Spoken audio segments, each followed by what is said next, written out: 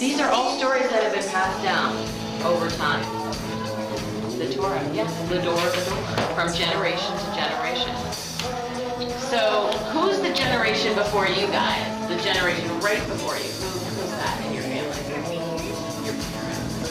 And your parents came from their parents, your grandparents, right? And they came from their parents, who are your great-grandparents, and so on and so on and so on.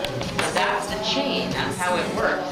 Everything is passed down, door to door, from generation to generation.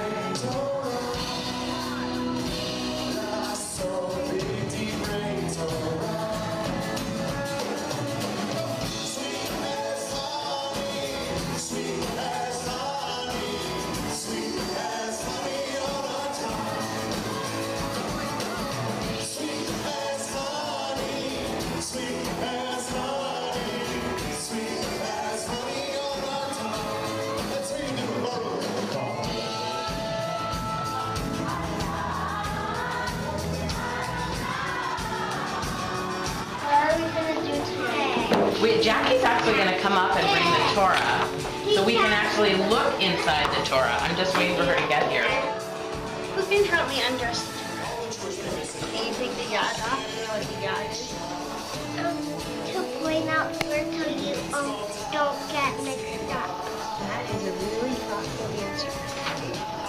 Who else? Anyone else have any ideas? Phoebe, what do you think this is for? So you can point to where you're at, but then people know where you're at. And there's another reason. Do you see this material right here? This material is called parchment. Pardon? Parchment. This parchment is made of an animal skin.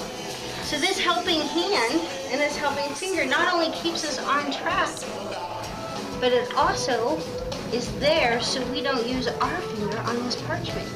Because on our fingers there's little oils. Can you feel this? Those oils would smear all of the letters in this Torah. You know why?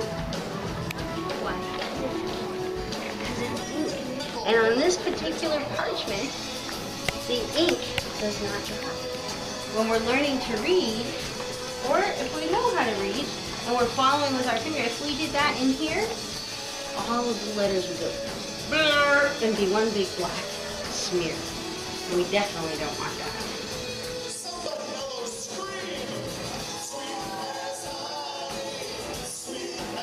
Do you know who writes a Torah? Someone called a sofer. He writes every single word of the Torah. How long do you think it takes to write a Torah? 1 year. 1 year. Who said that? You are right. Exactly. There are no vowels in the Torah. If you look in here, there's none of those little dots under there. So, what does that tell us? There's no vowels and there's crowns on each letter. And that's how every single Torah you will ever see in your entire life is written the same way.